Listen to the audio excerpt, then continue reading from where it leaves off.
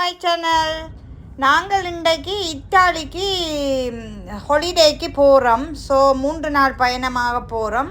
சில இடங்களை உங்களுக்கு காட்டுறேன், வாங்க பார்க்கலாம். இப்போ நாங்கள் இத்தாலி போர்டர் அடிக்கு வந்துட்டோம். பாருங்க, இதுதான் போர்டருக்கு வந்து விட்டோம். இந்த போர்டர் கழிந்தால் இத்தாலி.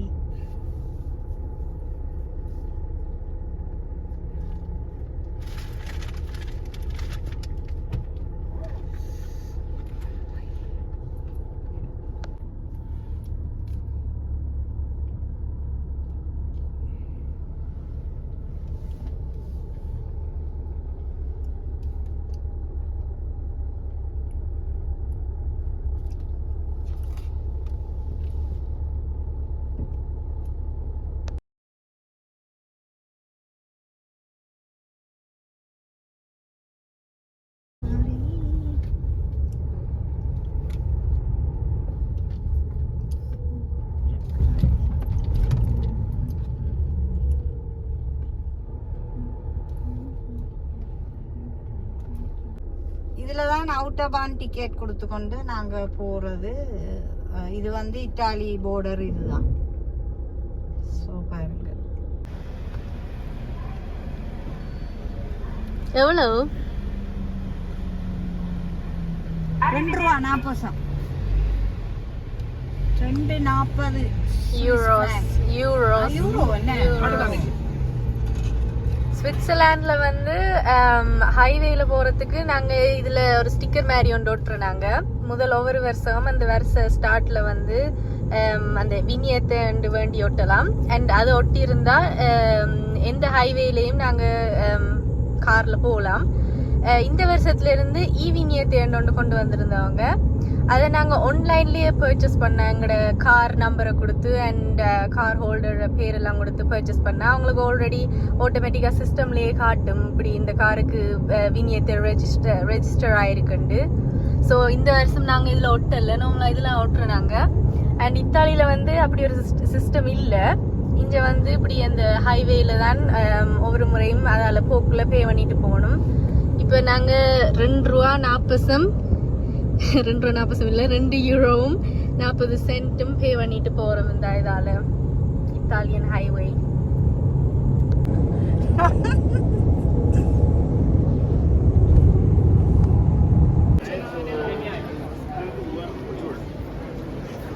நாங்கள் இப்போ இத்தாலிக்கு முன்னுக்குள்ள வெரோனான்ற இடத்துக்கு வந்திருக்கிறோம். இதில் தான் ரோமியோ ஜூலியட் இருக்கிற வாழ்ந்த வீடு இருக்குதாம். ஸோ அதை பார்க்குறதுக்காக தான் நாங்கள் இப்போ போய்கொண்டிருக்கிறோம்.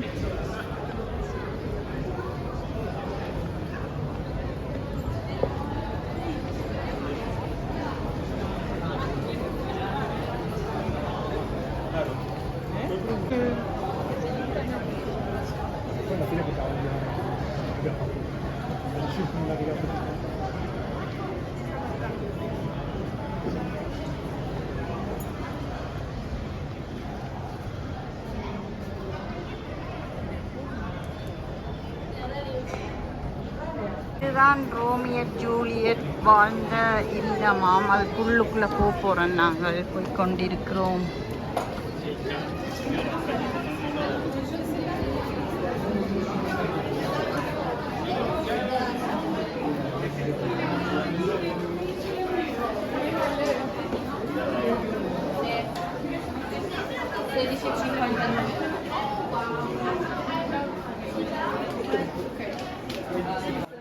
ஃப்ரெண்ட்ஸ், இதில் காட்டப்படுற இந்த வீடு தான் ரோமியோ ஜூலியட் வாழ்ந்த வீடு.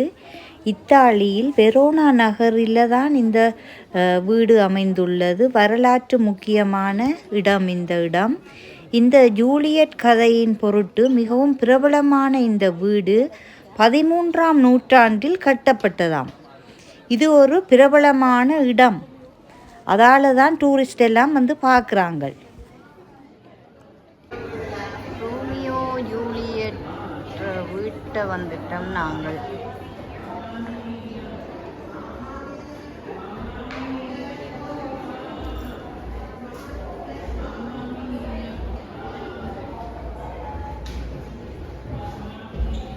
இப்போ ஸ்டெப்ஸால் மேலே போகிறோம்.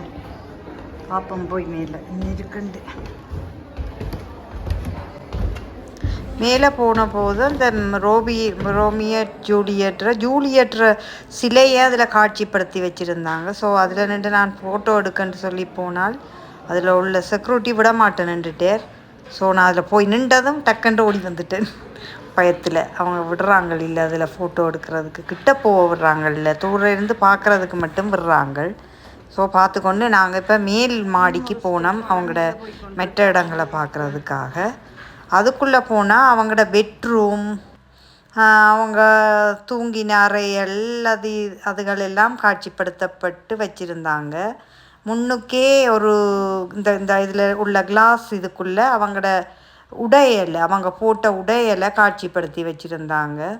ரோமியட் ஜூலியட்ற உடையல் இது. இதில் ஒரு ஃபயர் பண்ணி அந்த சூடு வாரதுக்கு அதுக்கு செய்கிற இதை ஒன்று அதில் காட்சிப்படுத்தி அதுவும் இருந்தது.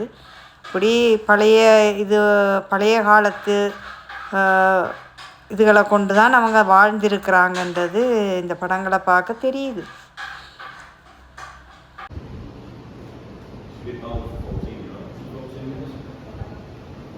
இது அவங்களோட ஒரு ஹால் மாதிரி. அதில் 2 பேர் சேரும் போட்டு இருக்குது, கயிறால் கட்டி இருக்குது, என்ன தெரியுது இல்லை.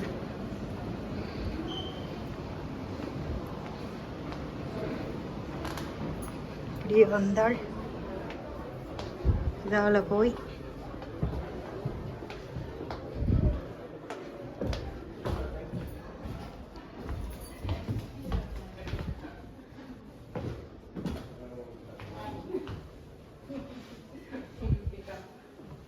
இந்த அவங்களோட பெட்டு அப்படியே எல்லாம் வச்சிருக்கிறாங்க பாருங்க. அப்படியே ஞாபகார்த்தமாக அவங்களோட பெட்டுகள்,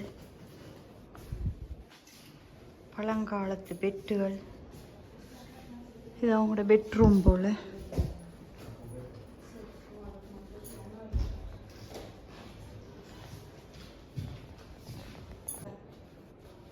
இதான் ரோமியட் ஜூலியட் பெட்டா பாருங்க, அவங்க பெட்ரூம் போல.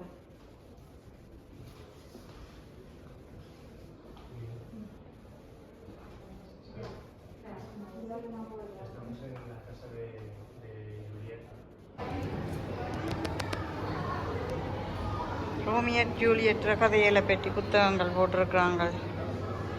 காட், சின்ன சின்ன சாமான்கள், அது பிஸ்னஸுக்காக வச்சிருக்கிறாங்க பாருங்க.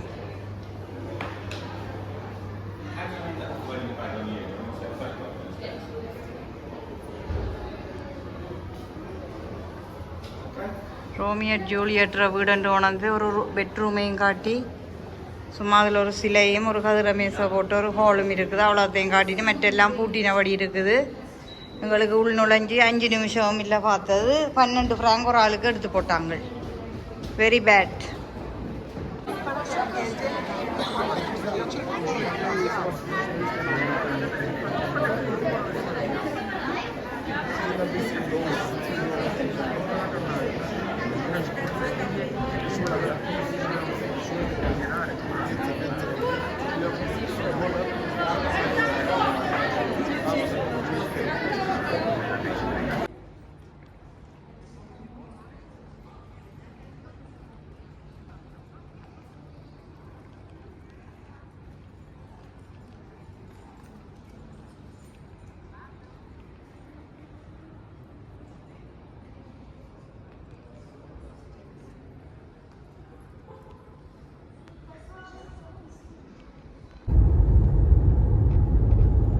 Welcome to Venice. வெனிஸுக்கு வந்திருக்கிறோம் நாங்கள். இட்டாலி போகிற வழியில் வெனிஸ் என்ற இடத்துக்கு, பெரிய கடல் இட்டாலியில் வெனிஸ், அதுக்கு வந்திருக்கிறோம். பெரிய ஒரு கடலோரம் ஹைவே. வெல்கம் போட்டை எடுக்க முடியாமல் போயிட்டுது, கொஞ்சம் பிண்டிட்டேன்னா அதால் எடுக்க முடியாமல் போய்விட்டது. உடைச்சிருப்பாய், கவனமாக.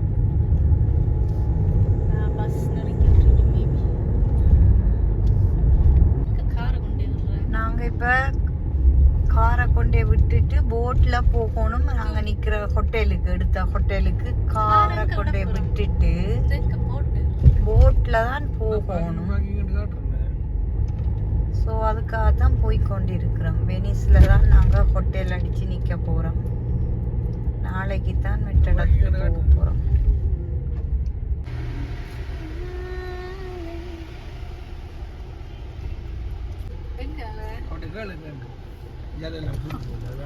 இந்த பார்க்கிங்ல அடிக்கிறதுக்கு 24 மணித்தியாலம் ஒரு நாளைக்கு வந்து 45 ஃப்ராங்க் எடுக்கிறாங்க.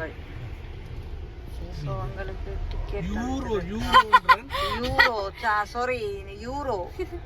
45 யூரோ எடுக்கிறாங்க.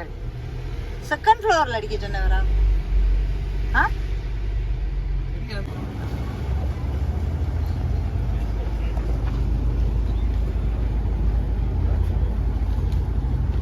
ஹோட்டலுக்கு போகிறதுக்கு நாங்கள் இந்த பாதை என்று சொல்லுவாங்கள்ல, அதில் ஏறி இருக்கிறோம். இது போட் இல்லை, இது ஒரு டாக்ஸி, வாட்டர் டாக்ஸி. ஆமாம், அதில் ஏறிட்டு போகிறோம் ஹோட்டலுக்கு. எங்களோட ரூமுக்கு போகிறதுக்காக ஏறிட்டு நிற்கிறோம்.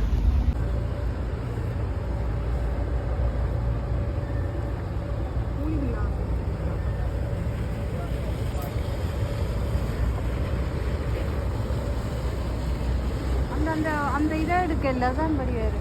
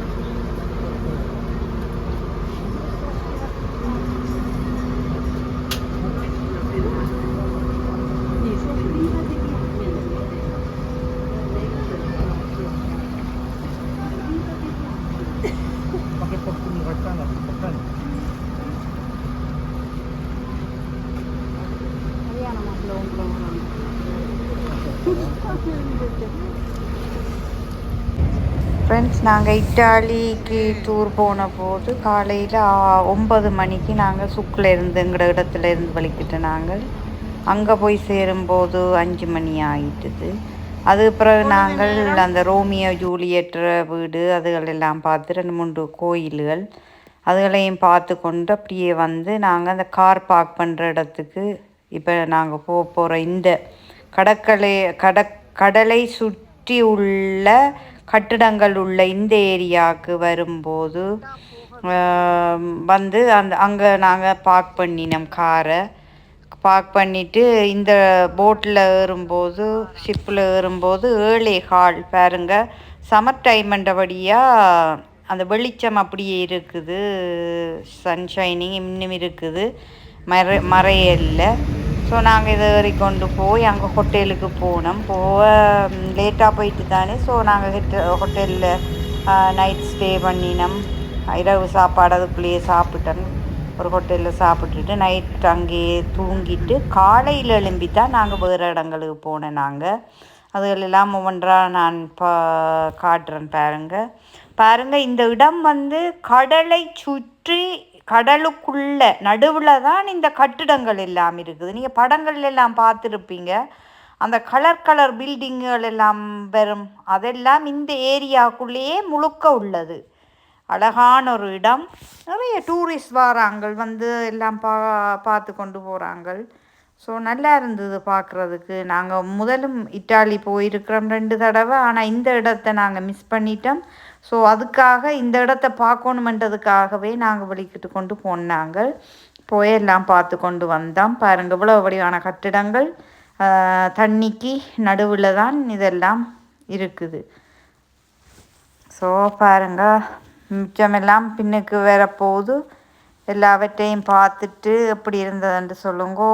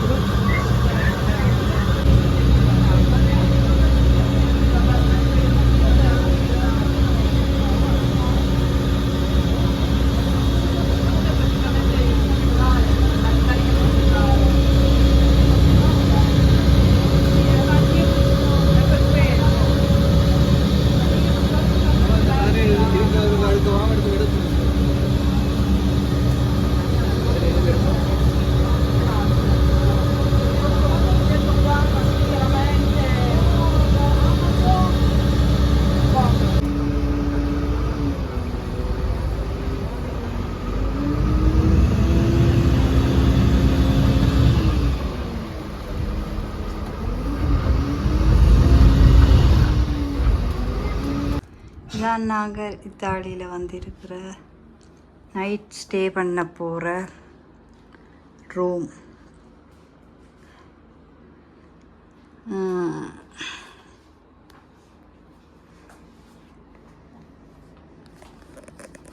இதுக்குள்ள toilet,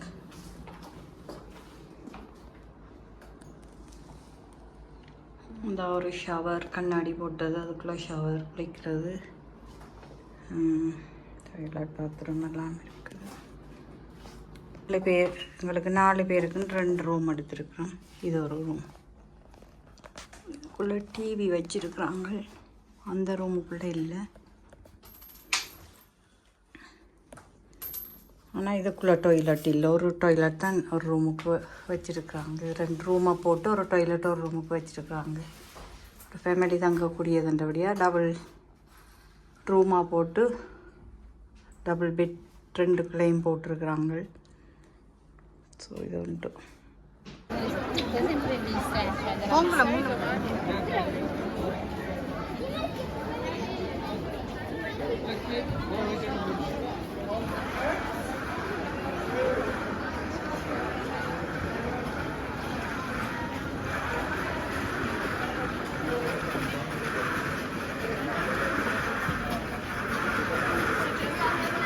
Which is one where I like to think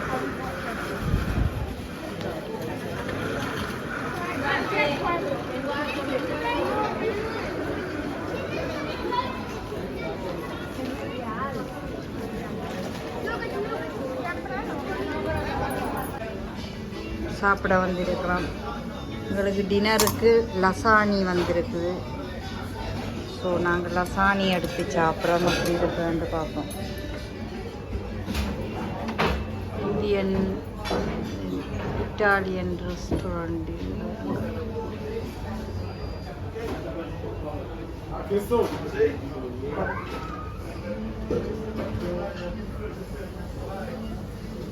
What's on the bowl too?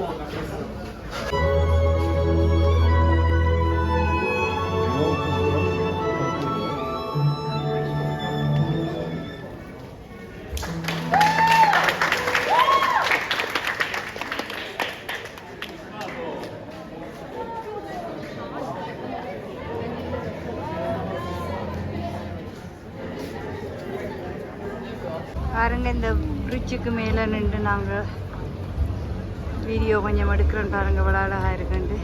Night time எல்லாம் ஃபுல்லாக 2 சைட்லேயும் ரெஸ்டாரண்ட் தான்.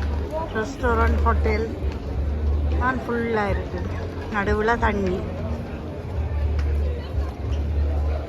இதை பார்த்து கொண்டு நாங்கள் ஹோட்டலில் போய் நைட் அங்கே நித்திரை கொண்டுட்டு அடுத்த நாள் காலையில் நாங்கள் பிரேக்ஃபாஸ்ட் எடுத்தோம். அதுலேயே ஒரு ரெஸ்டாரண்ட்டில் எங்களுக்கு பிரேக்ஃபாஸ்ட் கிடச்சிது. பின்ன அதை சாப்பிட்டு கொண்டு நாங்கள் வழியில் வேறு இடங்கள் பார்க்குறதுக்காக போய் அதையும் பார்த்து கொண்டு வரக்கூடியதாக இருந்தது. அழகிய இடங்கள் இட்டாலியில் நிறைய இடங்கள் பார்க்க இருக்குது, வடிவான இடங்கள்.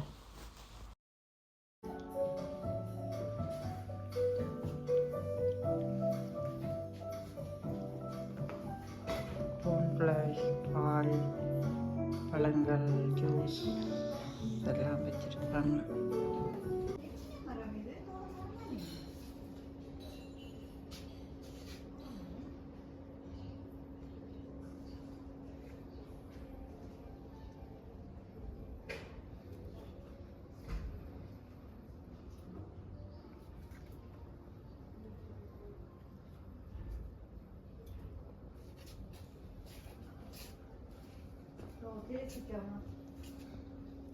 Udah nih baca dekat dulu.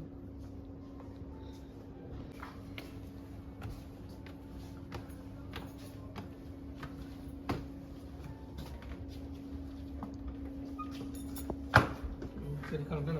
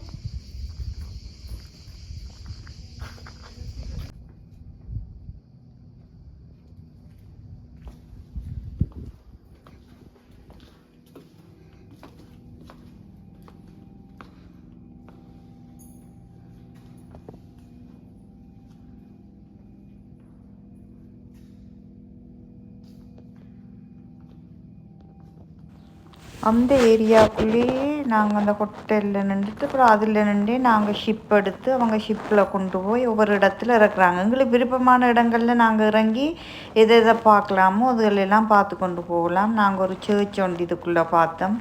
அதுக்கு பிறகு நாங்கள் இந்த என்ன சொல்கிறது கிளாஸ் பாத்திரங்கள் உருக்கி அந்த கிளாஸ் பாத்திரங்கள் செய்கிற இடத்துக்கு போனோம்.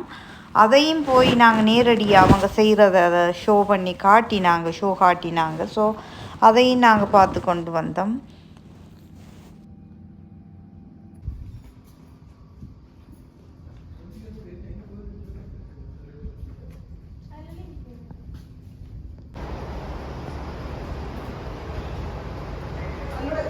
கிளாஸ் பாத்திரங்கள் செய்யக்கூடிய ஒரு இடம் இது. கிளாஸில் இந்த டெக்கரேஷன் பாத்திரங்கள் செய்து வச்சிருக்காங்க. 2 da 20 se ci sono. இந்த லைட்டுகள் அந்த இப்படியான சாமான்கள் எல்லாம்.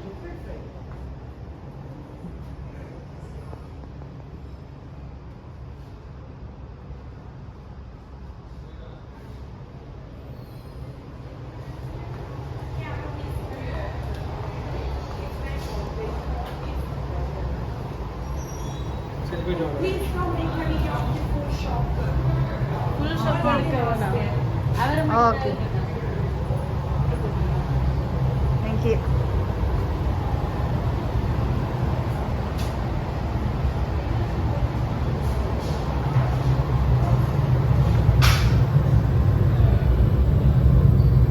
இதான் அந்த செய்கிற இடம். உள்ளுக்குள்ளே போகலான்ட்டு எங்களுக்கு காட்டணுமே அவங்க செய்கிறத.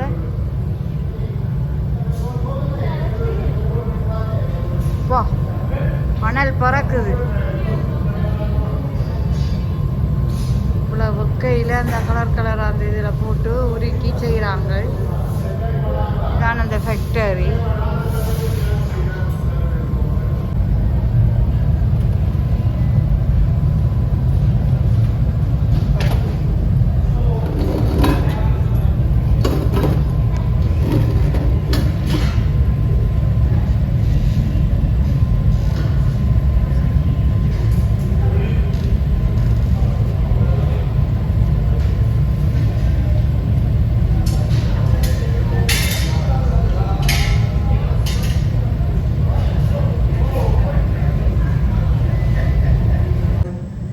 Por debajo de estas temperaturas el vidrio está demasiado consistente, por encima está demasiado atado.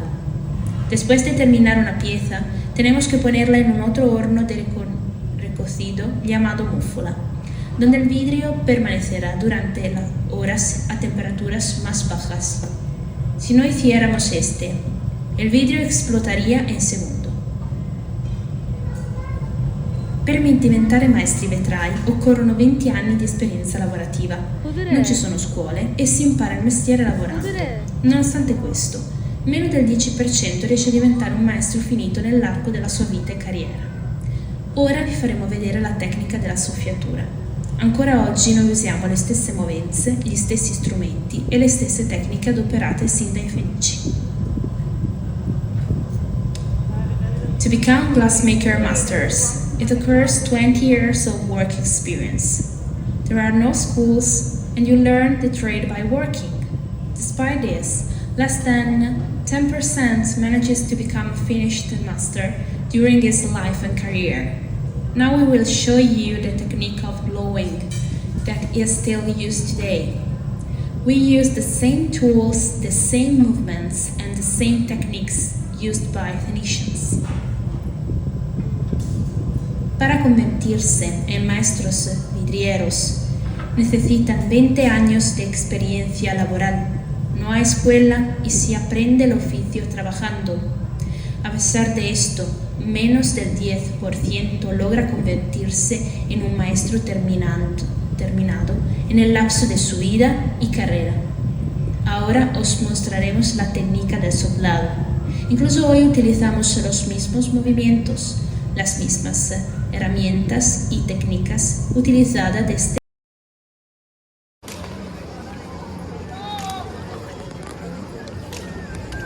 பாருங்க எவ்வளோ பெரிய ஒரு ஆலயம் உண்டு, கிறிஸ்தவ ஆலயம் உண்டு இருக்குது இதில்.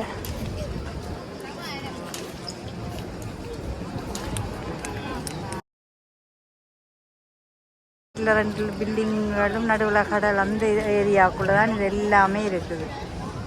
நாங்கள் போட்டில் ஏறி ஒவ்வொரு இடத்துல கொண்டே விடுறாங்க. அவன் ஒவ்வொன்றையும் பார்க்கக்கூடியதாக இருக்குது. நல்ல நல்ல இடங்கள் எல்லாம் டூரிஸ்ட் ஏரியா தான்.